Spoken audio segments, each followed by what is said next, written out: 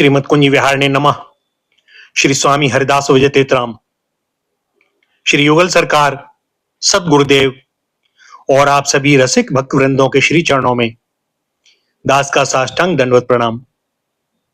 आज श्रीमद भागवत महापुराण के दशम स्कंद के अंतर्गत 78वां अध्याय दंतवक्त्र और विदुरथ का उद्धार तथा तीर्थ यात्रा में श्री बलराम जी के हाथ से सूत जी का वध।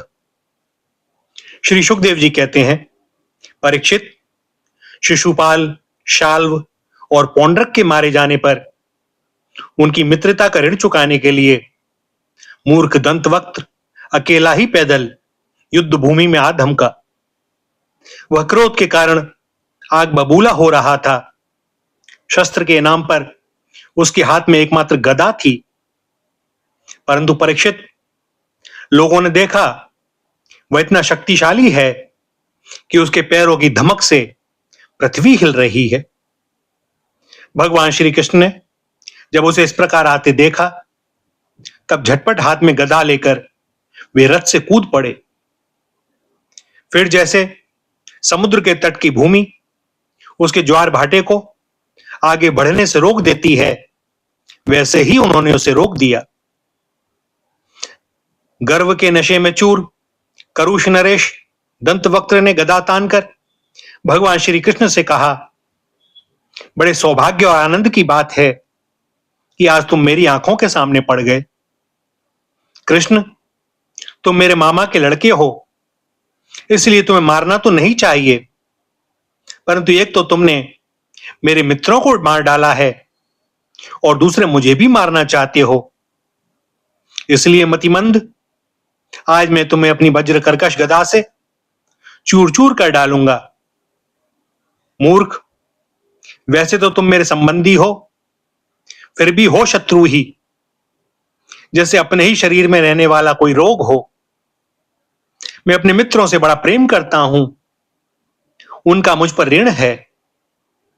अब तुम्हें मारकर ही मैं उनके ऋण से और ऋण हो सकता हूं। जैसे महावत अंकुश से हाथी को घायल करता है, वैसे ही दंतवक्त्र ने अपनी कड़वी बातों से श्री कृष्ण को चोट पहुंचाने की चेष्टा की और फिर वह उनके सिर पर बड़े वेग से गदा मारकर सिंह के समान गरज उठा।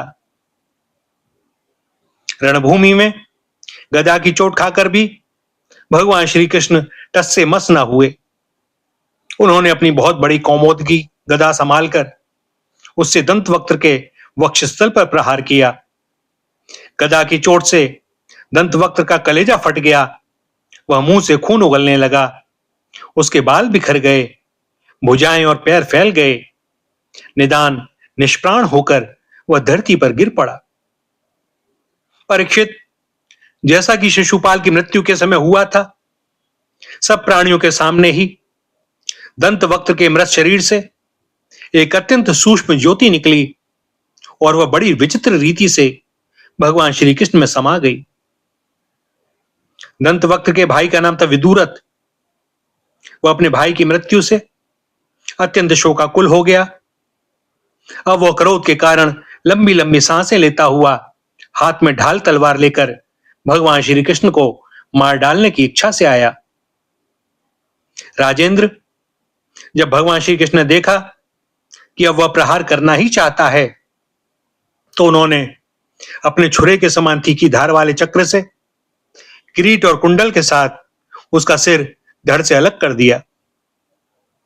इस प्रकार भगवान श्री कृष्ण ने शाल्व, उसके विमान सौभ, दंतवक्त्र और विदुरथ को, जिन्हें मारना दूसरों के लिए अशक्य था, मारकर द्वारकापुरी में प्रवेश किया। उस समय देवता और मनुष्य उनकी स्तुति कर रहे थे।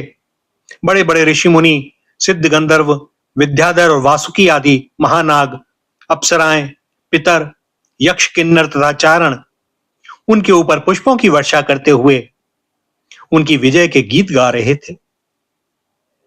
भगवान के प्रवेश के अवसर पर पुरी को खूब सजा दिया गया था और बड़े बड़े वृष्णिवंशी यादव वीर उनके पीछे पीछे चल रहे थे। योगेश्वर एवं जगदीश्वर भगवान श्री कृष्ण इसी प्रकार अनेकों खेल खेलते रहते हैं। जो पशुओं के समान अविवेकी हैं, वे कभी उन्हें हारते भी देखते हैं, परंतु वास्तव में तो वे सदा सर्वदा विजयी ही हैं। एक बार बलराम जी ने सुना कि दुर्योधन आदि कौरव पांडवों के साथ युद्ध करने की तैयारी कर रहे हैं। वे मध्यस्थ थे, उन्हें किसी का पक्ष लेकर लड़ना पसंद नहीं था, इसलिए वे तीर्थों में स्नान करने के बहाने द्वारका से चले गए। वहां से चलकर उन्होंने प्रभास क्षेत्र में स्नान किया और तर्पण तथा ब्राह्मण भोजन के द्वारा देवता, ऋषि, पितर और मनुष्यों को तृप्त किया। इसके बाद वे कुछ ब्राह्मणों के साथ जिधर से सरस्वती नदी आ रही थी उधर ही चल पड़े। वे क्रमशः प्रतुदक, बिंदुसर, त्रितकूप, सुदर्शन तीर्थ, विशाल तीर्थ, ब्रह्म तीर्थ, चक्र तीर्थ और पूर्व वाहिनी सरस्वती आदि तीर्थों में गए। परीक्षित तदंतर यमुना तट और गंगा तट के प्रधान प्रधान तीर्थों में होते हुए वे नैमिषारण्य क्षेत्र में गए।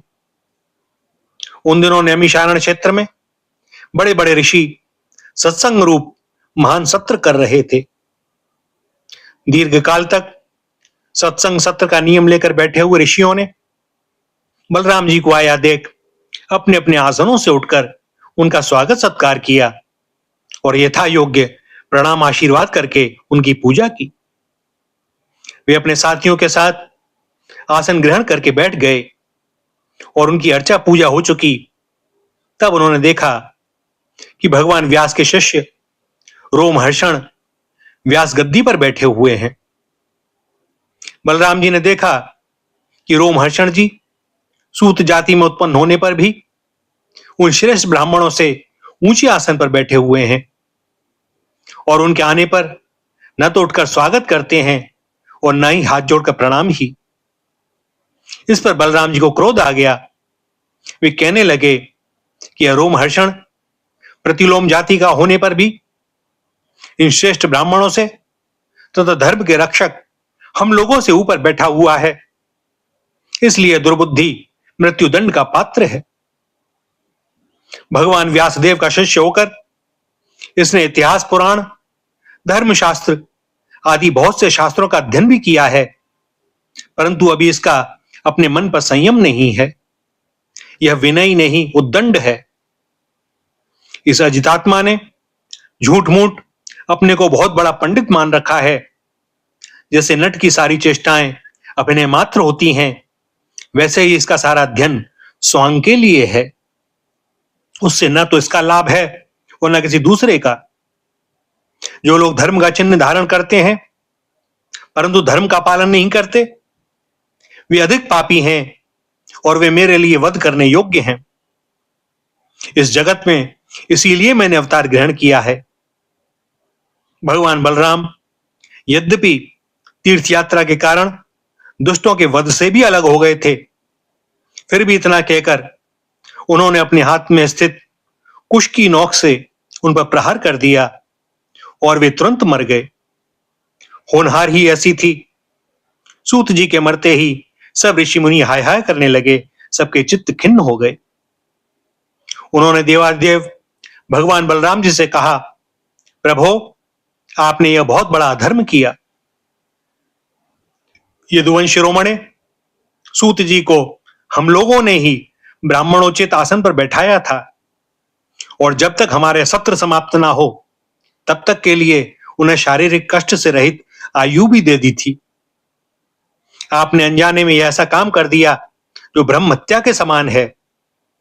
हम लोग यह मानते हैं कि आप योगेश्वर हैं, वेद भी आप पर शासन नहीं कर सकता, फिर भी आपसे यह प्रार्थना है कि आपका अवतार लोगों को पवित्र करने के लिए हुआ है। यदि आप किसी की प्रेरणा के बिना स्वयं अपनी इच्छा से ही इस ब्रह्म हत्या का प्रायश्चित कर लेंगे तो इससे लोगों को बहुत शिक्षा मिलेगी। भगवान बलराम ने कहा, मैं लोगों को शिक्षा देने के लिए, लोगों पर अनुग्रह करने के लिए इस ब्रह्म हत्या का प्रायश्चित अवश्य करूंगा। अतः इसके लिए प्रथम श्रेणी का जो प्रायश्चित हो आप वो लोग उसी का विधान कीजिए। आप लोग इस सूत को लंबी आयु, बल, इंद्रिय शक्ति आदि जो कुछ भी देना चाहते हो मुझे बतला दीजिए। मैं अपने योग बल से सब कुछ संपन्न किए देता हूं। ऋषियों ने कहा, बलराम जी, आप ऐसा कोई उपाय कीजिए जिससे आपका शस्त्र, पराक्रम और इनकी मृत्यु भी व्यर्थ ना हो, और हम लोगों ने इन्हें जो वरदान दिया है वह भी सत्य हो जाए। भगवान बलराम ने कहा, ऋषियों, वेदों का कहना है कि आत्मा ही पुत्र के रूप में उत्पन्न होता है।